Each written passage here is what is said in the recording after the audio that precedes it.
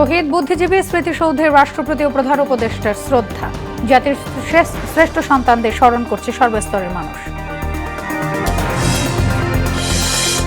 যথাসময়ে নির্বাচন অনুষ্ঠানের মধ্য দিয়ে গণতন্ত্রের অগ্রযাত্রা অব্যাহত থাকবে বললেন ফখরুল। ফ্যাসিবাদ বিরোধী ঐক্য ধরে রাখার আহ্বান নাহিদের।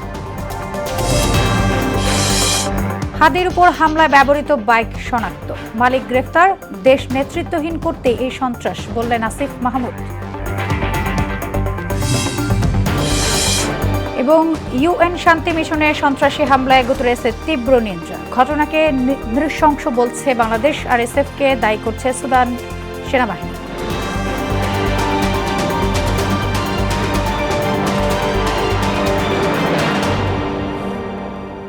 আসসালামু আলাইকুম, সবাইকে মোহনা সংবাদে স্বাগত। শুনছিলেন শিরোনাম, আর পুরো সংবাদ জুড়ে আছি আমি সোনিয়া ইসলাম। শুরুতেই বিজয়ের মাস ডিসেম্বর প্রসঙ্গ।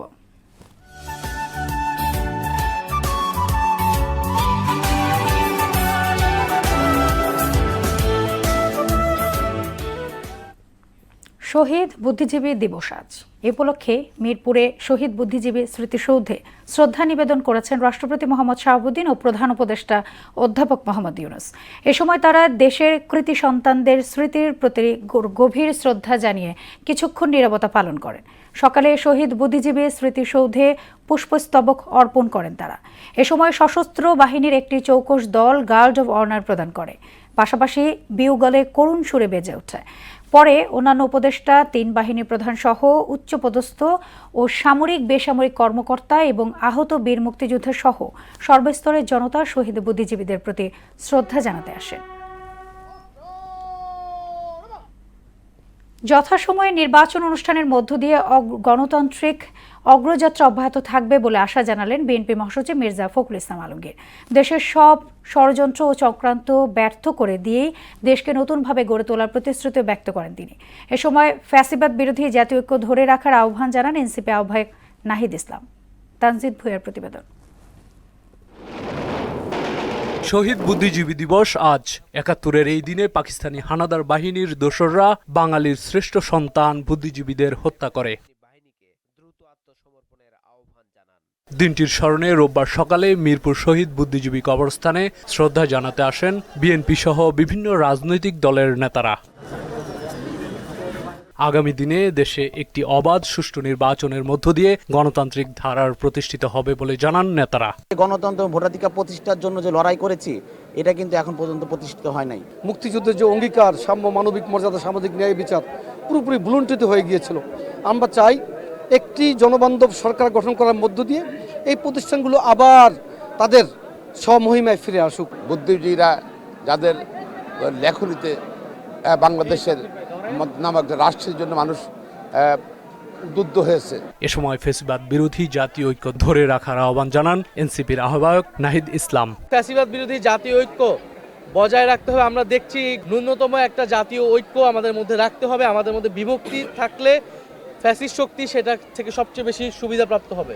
আর দেশের প্রতিটি ক্ষেত্রে অগ্রযাত্রায় সবসময় বুদ্ধিজীবীরা অগ্রণী ভূমিকা পালন করেন জানিয়ে আগামী দিনে সাম্য এবং মানবিক রাষ্ট্র গড়ার প্রত্যাশা ব্যক্ত করেন বিএনপি স্থায়ী কমিটির সদস্য ডক্টর আব্দুল মঈন খান। কিভাবে আলবদর বাহিনী কিভাবে এই দেশের বুদ্ধিজীবী সমাজকে ধ্বংস করেছিল, নির্মমভাবে কষাঘাত হেনেছিল, তাদের হত্যা করেছিল।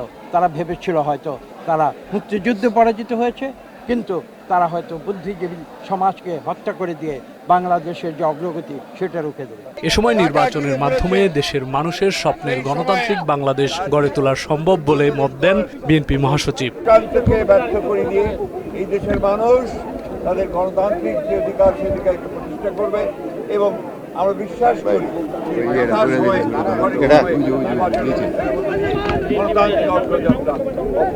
যে কোনো মূল্যে দেশের স্বাধীনতা ও সার্বভৌমত্ব অক্ষুণ্ণ রেখে গণতান্ত্রিক অগ্রযাত্রাকে রক্ষা করার অঙ্গীকারও করেন তিনি। যে কোনো মূল্যেই বাংলাদেশের স্বাধীনতা সার্বভৌমত্বকে অক্ষুণ্ণ রাখবে, গণতান্ত্রিক অগ্রযাত্রাকে অক্ষুণ্ণ রাখবে, সমস্ত চক্রান্তকে ব্যর্থ করে দিয়ে বাংলাদেশকে নতুনভাবে আমরা গড়ে তুলব ইনশাআল্লাহ। তানজিদ ভুঁইয়া, মোহনা সংবাদ, ঢাকা। শহীদ বুদ্ধিজীবী দিবসে রায়েরবাজার স্মৃতিসৌধে শ্রদ্ধা জানিয়েছেন সর্বস্তরের মানুষ। রাজনৈতিক দল, শিক্ষা প্রতিষ্ঠান সহ জাতির শ্রেষ্ঠ সন্তানদের স্মরণে ছুটে যান সব বয়সী মানুষ। ৭১-এর মতো জুলাইয়ের পরাজিত শক্তি মেধাবীদের হত্যার নীল নকশা করছে বলে অভিযোগ করেন তারা। আর ফ্যাসিস্ট মোকাবেলায় জাতির ঐক্যর কথা বললেন রাজনীতিবিদরা। এমআর আসাদের রিপোর্ট। রায়ের বাজার বদ্ধভূমি। ৭১-এর যুদ্ধে পরাজয় নিশ্চিত জেনে এখানেও শিক্ষক, সাংবাদিক, সাহিত্যিক সহ পেশাজীবীদের নৃশংসভাবে হত্যা করে পাকিস্তানি সেনাবাহিনী ও তার দোসররা। ১৪ ডিসেম্বর জাতির শ্রেষ্ঠ সন্তানদের স্মরণে এ বদ্ধভূমিতে আসেন বিভিন্ন বয়স, পেশার মানুষ। ১৪ ডিসেম্বর মহান শহীদ বুদ্ধিজীবী দিবস। এই দিবসে আমাদের জন্য অনেক মানুষ মৃত্যুবরণ করেছে, শহীদ হয়েছে।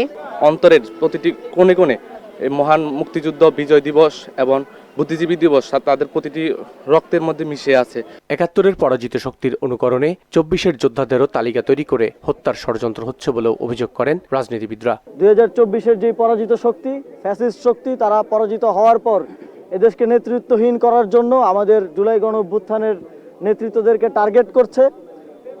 তার অংশ হিসেবে ওসমান হাদিকে গুলিবিদ্ধ করা হয়েছে। তিনি এখন জীবন মৃত্যুর সঙ্গে পাঞ্জা লড়ছেন। কথিত ফ্যাসিস্টরা আজকে পরিকল্পিতভাবে সারা দেশে অভ্যুত্থানের যে অর্জন সেটাকে ব্যর্থ করে দিতে চাইছে এবং তারা কিলার বাহিনী নিয়োগ করে তারা বিভিন্নভাবে আজকে সারা দেশে একটা অরাজকতা, আতঙ্ক তৈরি করছে। ওসমান হাদিকে আক্রমণ করা হয়েছে এবং তারা আরও অনেক প্রার্থী রাজনৈতিক নেতৃবৃন্দকে হামলা করতে চায়, হত্যা করতে চায়, যাতে করে দেশে একটা অরাজকতা তৈরি হয়।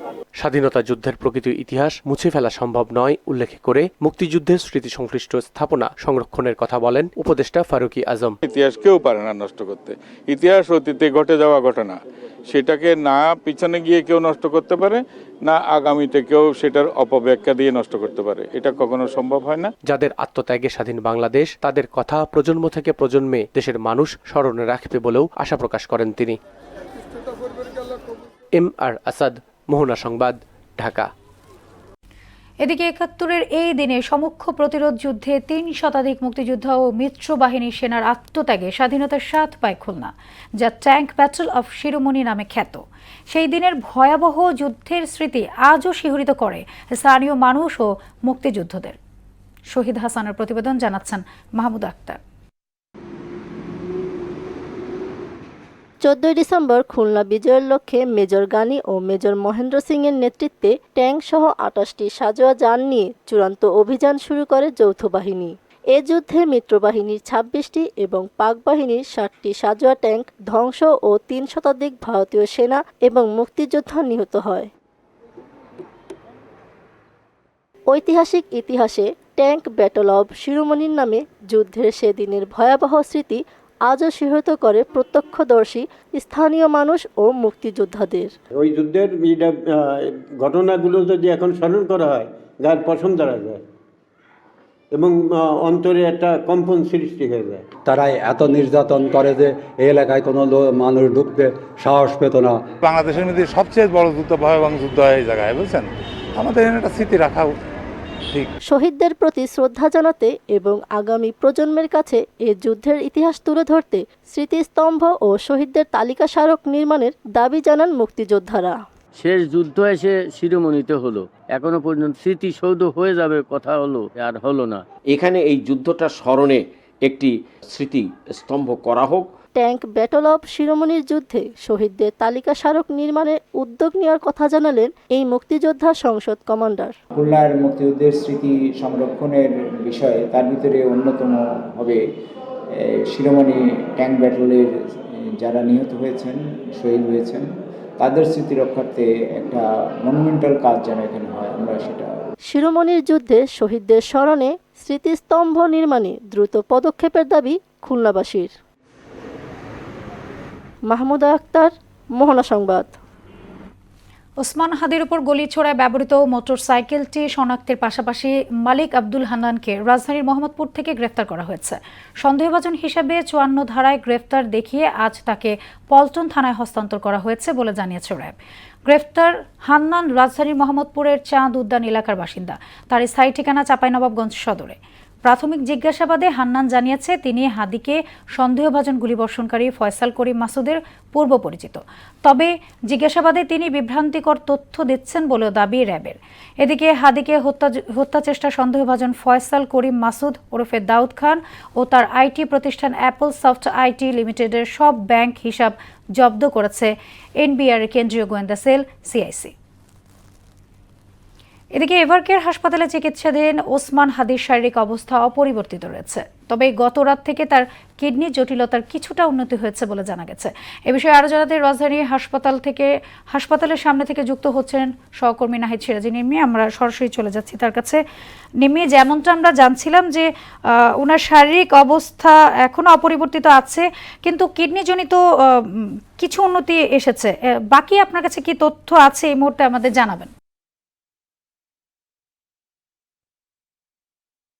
এই মুহূর্তে আছি আমি রাজধানীর এভারকেয়ার হাসপাতালের সামনে, যেখানে একই সাথে বেগম খালেদা জিয়ার পাশাপাশি কিন্তু গত শুক্রবার যে ইনকিলাব মঞ্চের যে আহ্বায়ক রয়েছে, মুখপাত্র রয়েছে ওসমান হাদি, তিনিও কিন্তু চিকিৎসাধীন রয়েছেন এবং তার একই সাথে বেশ কিছু জটিলতা রয়েছে। যেহেতু তার মাথায় গুলি লেগেছে এবং সেটি ডান পাশ দিয়ে ঢুকে বাম পাশে বের হয়ে গেছে এবং একটু আগেই কিন্তু এখানে তার যে মেডিকেল বোর্ডের চিকিৎসক রয়েছেন তিনি ব্রিফ করলেন এবং তিনি যেটি জানালেন যে তার উন্নত চিকিৎসার জন্য বিদেশে যে তার কেস স্টাডি রয়েছে সেটি পাঠানো হয়েছে বেশ কয়েকটি হাসপাতালে, সিঙ্গাপুরে, থাইল্যান্ডে, এবং প্রয়োজন হলে সেখান থেকে যখন কোনো রেসপন্স করা হবে তখন কিন্তু তাকে উন্নত চিকিৎসার জন্য হাদির পরিবারের সম্মতিক্রমে কিন্তু তাকে সেখানে চিকিৎসার জন্য নিয়ে যাওয়া হবে এবং একই সাথে তার ফুসফুসও কিন্তু আক্রান্ত হয়েছে এবং আরও যদি বলতে হয় যে তার সিটি স্ক্যানও হয়েছে। সিটি স্ক্যানের রিপোর্টের উপরে ভিত্তি করেই কিন্তু আজকে মূলত এই ব্রিফটা হলো এবং সেখানে বলা হলো যে তার মস্তিষ্কে এখনও গুলির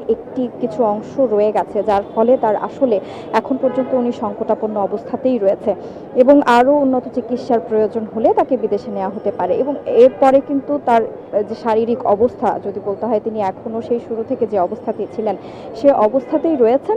তবে তিনি শ্বাস প্রশ্বাস নিচ্ছেন এবং এটি এখন পর্যন্ত ডাক্তার জানিয়েছেন এবং আরেকটি বিষয় চিকিৎসক জানালেন যেটি যে তাকে যেভাবে গুলি করা হয়েছে এটি আসলে খুব অভিজ্ঞ কোনো এক বন্দুকধারী বা কেউ এই গুলিটি করেছেন এমনটি ডাক্তার বলছেন এবং খুব দ্রুত তাকে তার গ্রেফতার করা হোক এবং বিচার করা হোক, দেশের আইন শৃঙ্খলা পরিস্থিতিও স্বাভাবিক করা হোক, এরকমও কিন্তু চিকিৎসক আমাদের জানালেন। তো এই ছিল রাজধানীর এভারকেয়ার হাসপাতাল থেকে হাদির চিকিৎসার সব শেষ। নিম্মি, আপনাকে ধন্যবাদ। সুদানের দক্ষিণ কর্দোফানের নিজেদের এক ঘাঁটিতে ভয়াবহ ড্রোন হামলায় 6 বাংলাদেশি শান্তিরক্ষী নিহত এবং আরও 8 জন আহত হওয়ার ঘটনায় তীব্র নিন্দা জানিয়েছে জাতিসংঘ। এই হামলাকে ভয়ঙ্কর আখ্যা দিয়ে জাতিসংঘ সতর্ক করেছে যে এটি যুদ্ধাপরাধ বলে গণ্য হতে পারে। জাতিসংঘ মহাসচিব অ্যান্টোনিও গুতেরেস এই হামলার তীব্র নিন্দা জানিয়ে বাংলাদেশ সরকার ও জনগণের পাশাপাশি নিহত শান্তিরক্ষীদের পরিবারের প্রতি গভীর সমবেদনাও জানান। একই সঙ্গে তিনি আহতদের দ্রুত সুস্থতা কামনা করেন। এই হামলার পেছনে আধা সামরিক বাহিনী র্যাপিড সাপোর্ট ফোর্সেস RSF-কে দায়ী করেছে দেশটির সেনাবাহিনী। রোববার বিবিসির এক প্রতিবেদনে এই তথ্য জানানো হয়েছে। এদিকে সুদানে বাংলাদেশি শান্তিরক্ষীদের ওপর হামলার তীব্র নিন্দা জানিয়েছে বাংলাদেশ সরকার। শনিবার দিবাগত রাতে পররাষ্ট্র মন্ত্রণালয়ের সংবাদ বিজ্ঞপ্তিতে এই নিন্দা জানিয়েছে। এই হামলাকে নৃশংস আখ্যা দিয়ে শান্তিরক্ষীদের মৃত্যুতে গভীর শোক প্রকাশ করেছে পররাষ্ট্র মন্ত্রণালয়। বলছে আহতদের উন্নত চিকিৎসা নিশ্চিতে জাতিসংঘকে অনুরোধ করেছে বাংলাদেশ মিশন।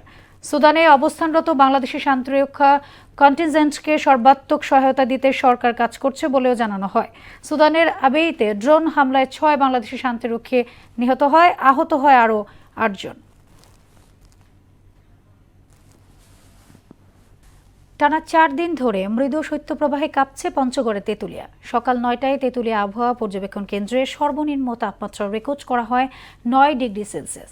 এ সময় বাতাসের আর্দ্রতা ছিল 77% এবং বাতাসের গতিবেগ ছিল ঘন্টায় 10 থেকে 12 কিলোমিটার। তাপমাত্রা আরও নিচে নেমে 1 অঙ্কের ঘরেই নেমে আসতে পারে বলে পূর্বাভাস দিচ্ছেন আবহাওয়া অধিদপ্তর। উত্তরে শীতল বাতাস ও হাড় কাঁপানো শীতে তীব্র ভোগান্তিতে পড়েছে নিম্নয়ের শ্রমজীবী মানুষ। জীবিকার তাগিদে মাঠে ঘাটে কাজ করতে গিয়ে চরম দুর্ভোগ পোহাচ্ছেন তারা। পঞ্চগড়ে রেগুলারই শীত একটু বেশি হয়, কিন্তু আজকে ফজরের নামাজ পড়ে যখন বের হলাম তখন দেখলাম যে অন্যান্য বারের চেয়ে আজকে কুয়াশার পরিমাণ অনেক বেশি, শীতের পরিমাণও অনেক বেশি। নাই কাপড় নাই চিপড়, প্রচন্ড শীতে আমরা জর্জরিত। 12টা বাজে কিছুটা সূর্যের মুখ দেখা যায়, বাকিটা সময় কুয়াশায় জর্জরিত থাকে পুরো পথ। স্বাধীনতার 5 দশক পরেও বিশুদ্ধ পানি এখনো স্বপ্নের মতো জামালপুরের বকশীগঞ্জের হাজারো মানুষের কাছে। লালচে আয়রনযুক্ত পানি পান করতে বাধ্য তারা। এতে যেমন স্বাস্থ্য ঝুঁকি বাড়ছে, তেমন প্রতিদিনের জীবনে তৈরি হচ্ছে অসহনীয় দুর্ভোগ। মাহমুদুল হাসান রিয়াদের প্রতিবেদন, জানাচ্ছেন তাহসিন তারি। বছরের পর বছর ধরে যেন পানির জন্য সংগ্রাম করে আসছে বকশীগঞ্জের এই পাহাড়ি মানুষগুলো। তাদের কাছে বিশুদ্ধ পানি যেন সোনার হরিণ। আয়রনযুক্ত পানি পান করে অনেকেই শরীরে ঘা, চুলকানি ও জ্বালাপোড়া রোগে ভুগছে। তাতে দিন দিন বাড়ছে স্বাস্থ্য ঝুঁকি। 30-40 পরিবার মাত্র একটা শুধু টিউবওয়েল, এটা শুধু আয়রনযুক্ত পানি। এগুলা পানি খেয়ে আমাদের গ্রামে অনেক লোক মারা গেছে।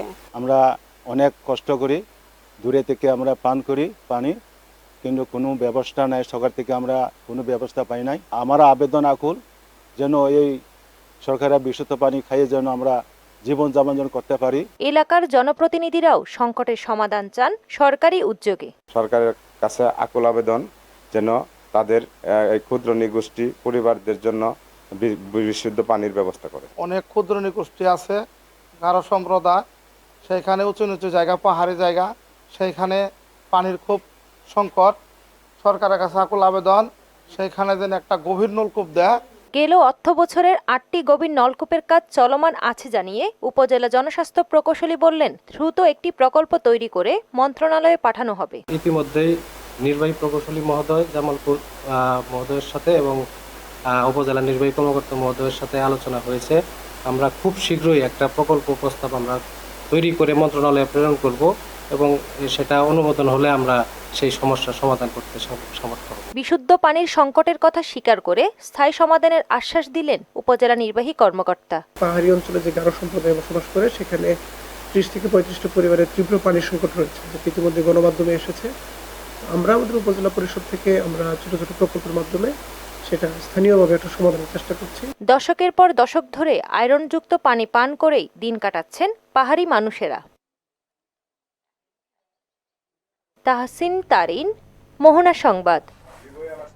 এবার জানাবো ক্রিকেট। 5 ম্যাচ সিরিজের তৃতীয় টি20তে আজ মাঠে নামছে ভারত ও দক্ষিণ আফ্রিকা। ধর্মশালায় বাংলাদেশ সময় সন্ধ্যা 7:30টায় শুরু হবে খেলা। সিরিজের প্রথম ম্যাচে 101 রানের বিশাল ব্যবধানে হারলেও দ্বিতীয় রানে 51 রানের জয়ে ঘুরে দাঁড়ায় প্রোটিয়ারা। এই ম্যাচে জিতে সিরিজ এগিয়ে থাকার প্রত্যাশা রয়েছে দু দলেরই। দ্বিতীয় টি20তে 90 রানের বিস্ফোরক ইনিংস খেলা প্রোটিয়ারা ব্যাটার কুইন্টন ডি ককের দিকে এবার আলাদা নজর থাকবে ইন্ডিয়ান বোলারদের। টি20 ফরম্যাটে এই পর্যন্ত দু দলের 33 বারের মুখোমুখিতে ভারত জিতেছে 19টিতে, যেখানে প্রোটিয়াদের আছে 13টি জয়, পরিত্যক্ত হয় 1 ম্যাচ। শেষ করব মোহনা সংবাদ, যাবার আগে শিরোনামগুলো আরও একবার।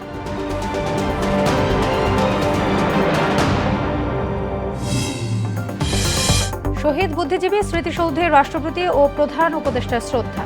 জাতির শ্রেষ্ঠ সন্তানদের স্মরণ করছে সর্বস্তরের মানুষ। যথাসময়ে নির্বাচন অনুষ্ঠানের মধ্য দিয়ে গণতন্ত্রের অগ্রযাত্রা অব্যাহত থাকবে বললেন ফখরুল। ফ্যাসিবাদ বিরোধী ঐক্য ধরে রাখার আহ্বান নাহিদের। হাদির উপর হামলায় ব্যবহৃত বাইক শনাক্ত, মালিক গ্রেপ্তার। দেশ নেতৃত্বহীন করতে এই সন্ত্রাস বললেন আসিফ মাহমুদ।